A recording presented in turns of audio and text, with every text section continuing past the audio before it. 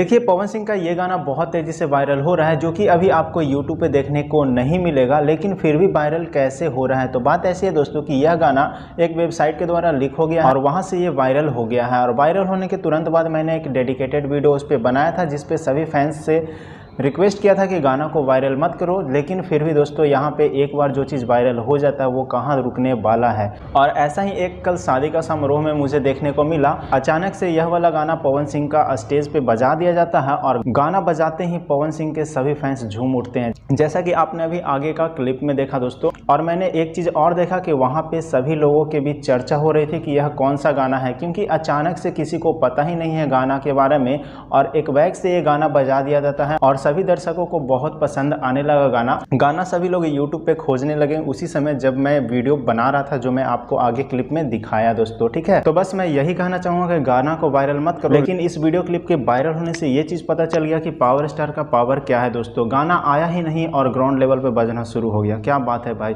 इसी को कहते हैं लकीर। तो अगर आपको आज का वीडियो अच्छा लगा तो वीडियो को लाइक कर दीजिएगा। बस आपसे यही रिक्वेस्ट है कि गाना को वायरल मत कीजिएगा। ठीक है।